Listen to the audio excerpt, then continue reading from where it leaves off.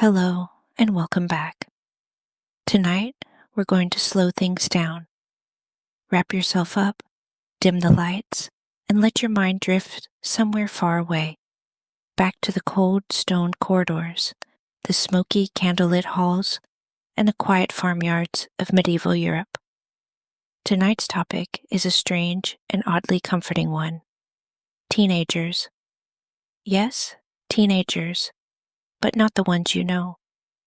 We're going back nearly 1,000 years to a time when the very idea of being a teenager barely existed at all. There was no adolescence, no gap year, no bedroom door to slam.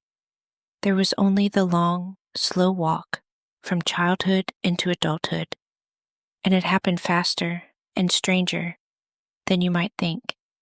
We'll wander through apprenticeships and arranged marriages, through rowdy taverns and quiet convents, through the training yards of young knights and the wheat fields of peasant children. Along the way, we'll drift into a few other slow corners of history too, because tonight isn't about staying awake. It's about drifting off, slowly, into the past. So settle in. There is nowhere you need to be. Let your eyes grow heavy, and let's begin. The word teenager is a modern invention.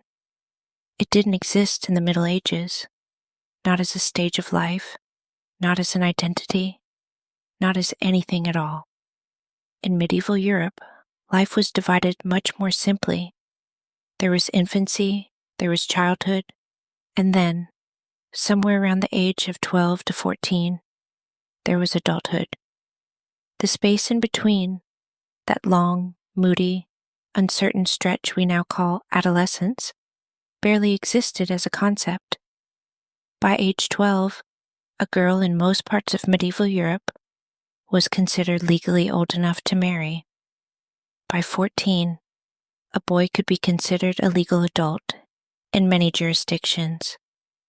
Old enough to be held responsible for crimes, old enough to inherit land, old enough to be married off in a political alliance he had no say in.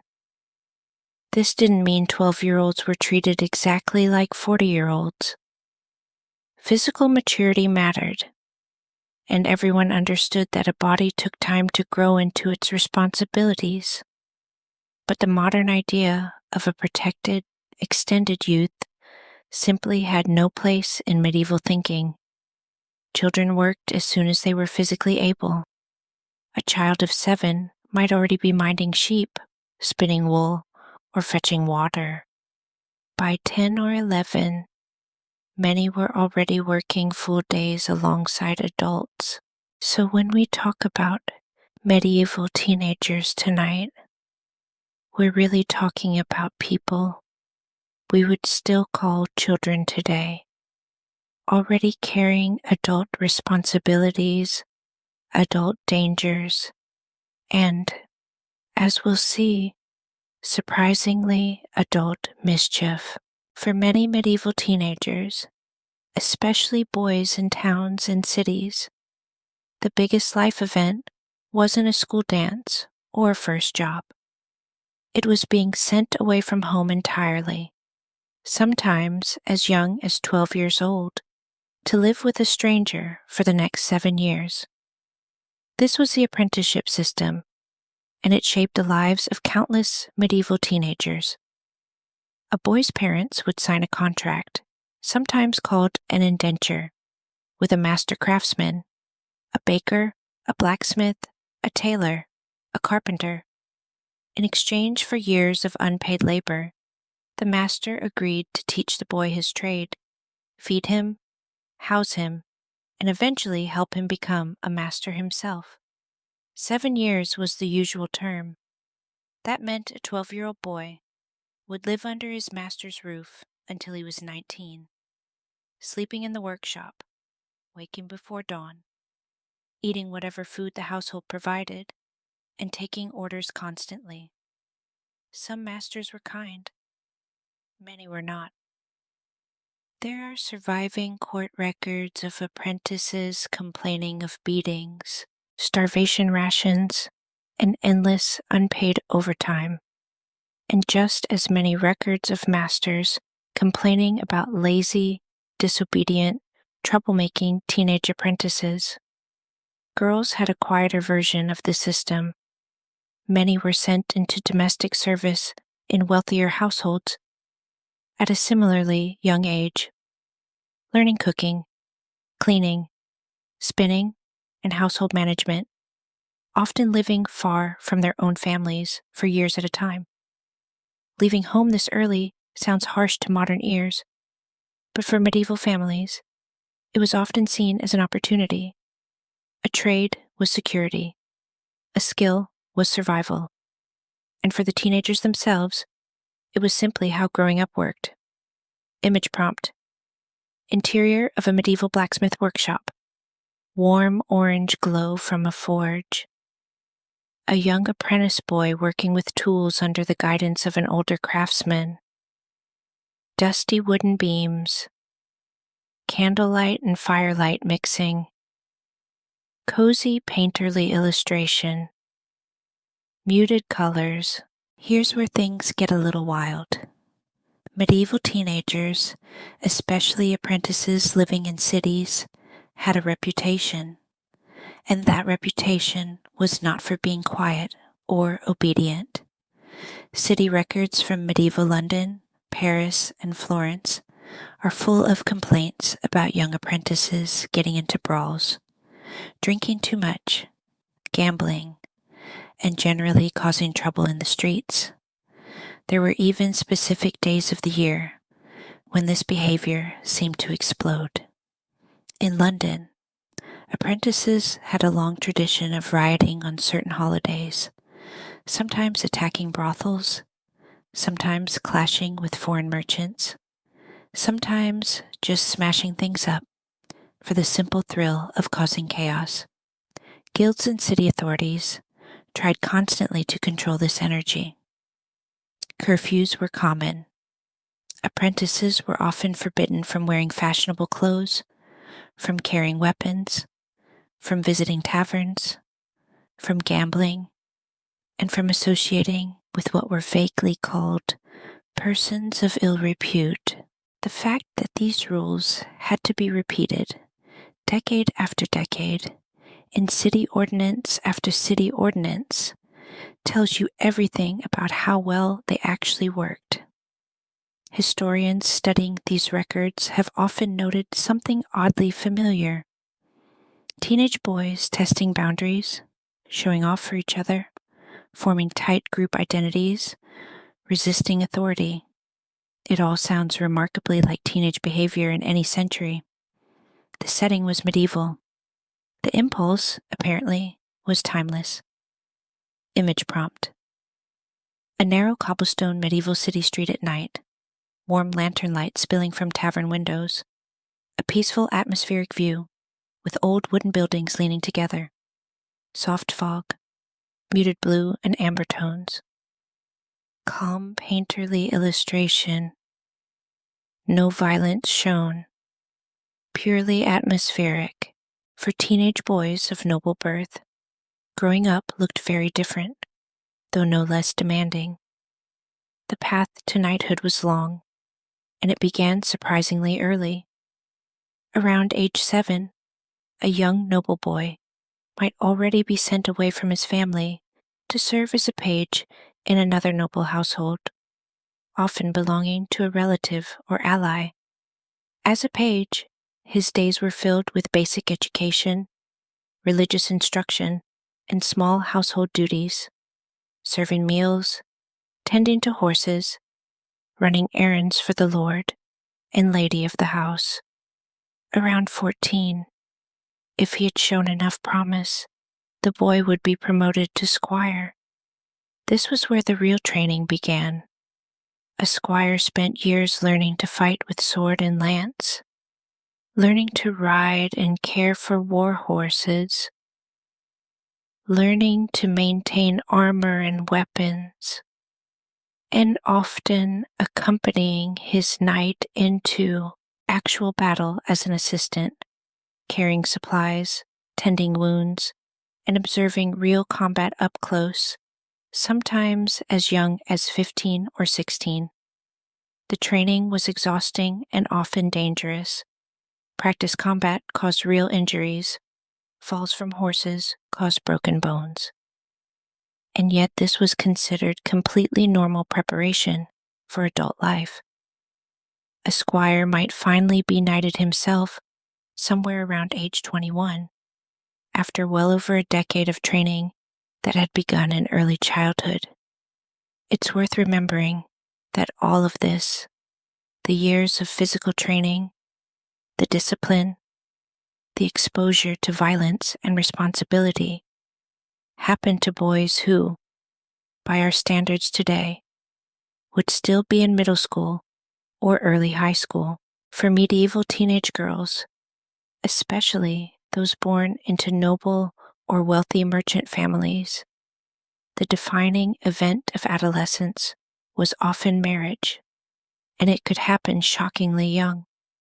Church law generally set the minimum age for marriage at 12 for girls and 14 for boys, and while actual consummation was often expected to wait until the girl was a bit older and physically more mature, formal betrothals and even legal marriages at 12 were not unusual among the nobility, where marriages were political and economic alliances first, and romantic partnerships a distant second, if at all. A noble girl might be betrothed as a small child, sent to live with her future husband's family years before the marriage was finalized, essentially raised alongside the family she would eventually marry into. This gave her time to learn the household's expectations, but it also meant leaving her own family extremely young, sometimes as young as 7 or 8. For girls of the merchant and artisan classes, marriage tended to happen a bit later, often in the late teens, once a suitable dowry could be arranged, and the girl had learned enough household and sometimes trade skills to be considered ready. Peasant girls generally married latest of all, often in their early 20s, since establishing a household required land, tools, and savings that took time to accumulate. So contrary to a common assumption, medieval teenage marriage was not universal or uniform. It varied enormously by class, region, and family circumstance. But for those noble teenage girls who did marry young, adulthood arrived with startling speed, often bringing the responsibilities of running an entire household before they had even finished growing. This gave her time to learn the household's expectations, but it also meant leaving her own family extremely young, sometimes as young as 7 or 8. For girls of the merchant and artisan classes, marriage tended to happen a bit later, often in the late teens. Once a suitable dowry could be arranged, and the girl had learned enough household and sometimes trade skills to be considered ready. Peasant girls generally married latest of all, often in their early 20s, since establishing a household required land, tools, and savings that took time to accumulate. So contrary to a common assumption, medieval teenage marriage was not universal or uniform. It varied enormously by class, region, and family circumstance. But for those noble teenage girls who did marry young, adulthood arrived with startling speed, often bringing the responsibilities of running an entire household before they had even finished growing. For a smaller number of medieval teenagers, mostly boys destined for the church, law, or scholarship, education continued well into the teenage years, sometimes at cathedral schools, sometimes at the newly forming universities of Paris, Oxford, and Bologna. University life for a medieval teenager looked nothing like the quiet library scenes we might imagine. Students often entered university as young as 14 or 15. They lived in cramped shared lodgings, often with very little adult supervision. Records from medieval Oxford and Paris describe students fighting each other, fighting townspeople, drinking heavily, and gambling away what little money they had. There's a famous piece of medieval history, sometimes called the St. Scholastica Day Riot in Oxford, where dispute between students and local tavern keepers escalated into days of violent street fighting. Dozens of people were killed. The event was serious enough that the university and the town were still negotiating its aftermath for centuries afterward. Lessons themselves were rigid and repetitive, based heavily on memorization, Latin grammar, and religious texts, delivered through long lectures that students copied down by hand, since paper and books were expensive and rare. Discipline was often physical. Beatings were a normal, expected part of correcting a lazy or disruptive student. And yet, in between all this chaos and rigidity, something recognizably teenage kept emerging. Students skipping lectures, students falling into cliques and rivalries, students writing complaining letters home about bad food and worse professors. Some things, it seems, do not change nearly as much as we assume. While knights, apprentices, and university students tend to dominate the history books, the overwhelming majority of medieval teenagers were peasants, living quiet agricultural lives that left far fewer dramatic records behind. A peasant teenager's day began before sunrise and ended after dark, filled with physical labor, plowing fields, tending animals, repairing tools, gathering firewood, helping process wool into thread, brewing ale, preserving food for winter. Boys typically worked alongside their fathers, learning the rhythms of farming that would define their entire adult lives. Girls worked alongside their mothers, learning cooking, brewing, textile work, and household management. There was little formal distinction between teenage work and adult work. A 15-year-old peasant boy was expected to do nearly the same labor as his 30-year-old father, simply with somewhat less strength and experience. Leisure time was minimal, though it did exist. Village festivals, seasonal, glimpses of teenage social life, dancing, flirting, games, and community gatherings that briefly interrupted the exhausting routine of rural medieval life.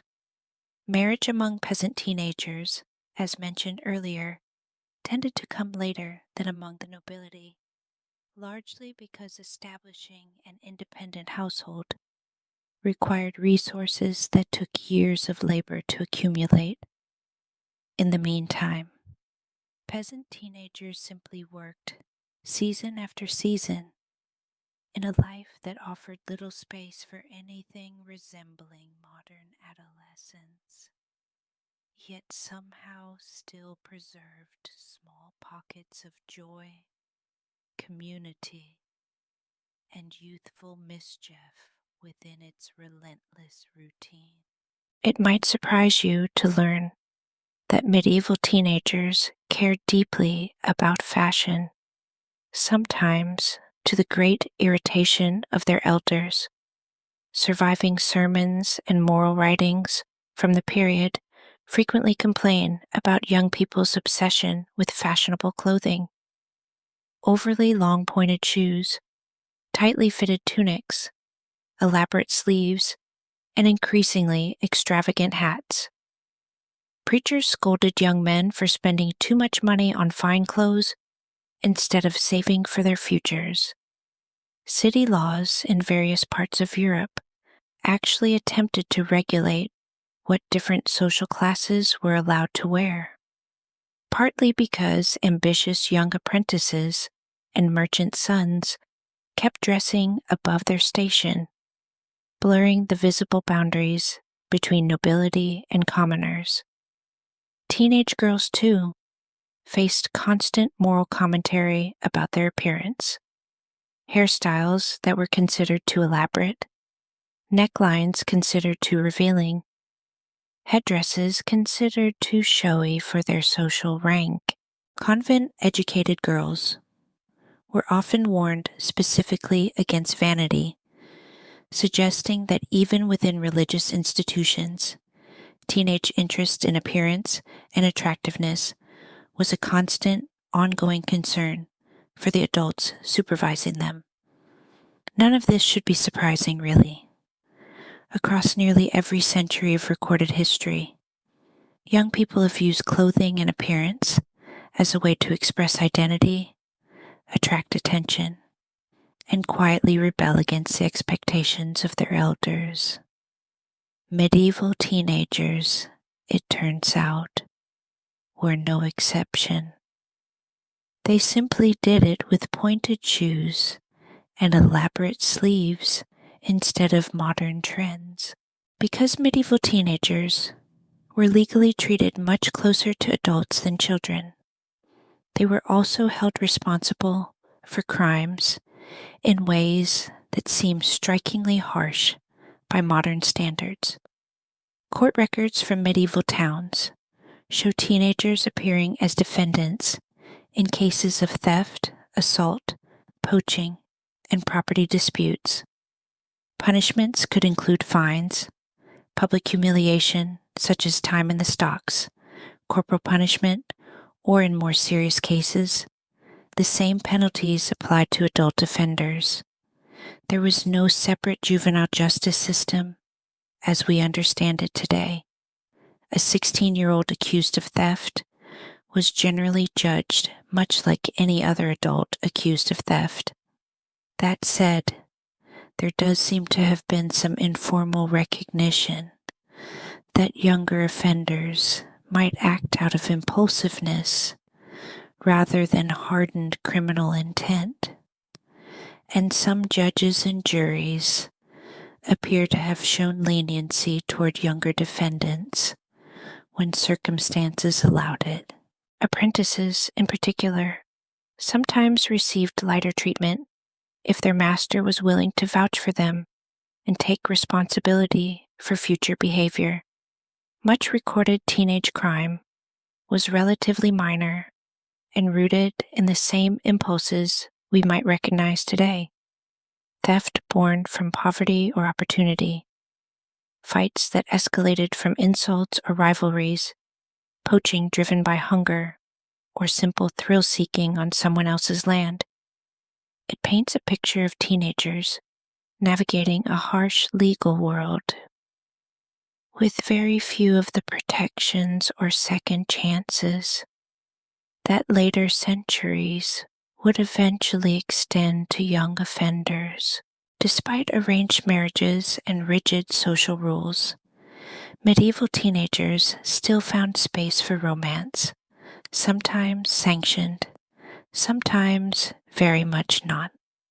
Village festivals, church gatherings, and market days offered rare opportunities for young men and women to interact somewhat freely under the watchful eyes of family and community, but not always closely enough to prevent secret glances, whispered conversations, or the exchange of small tokens like ribbons or flowers.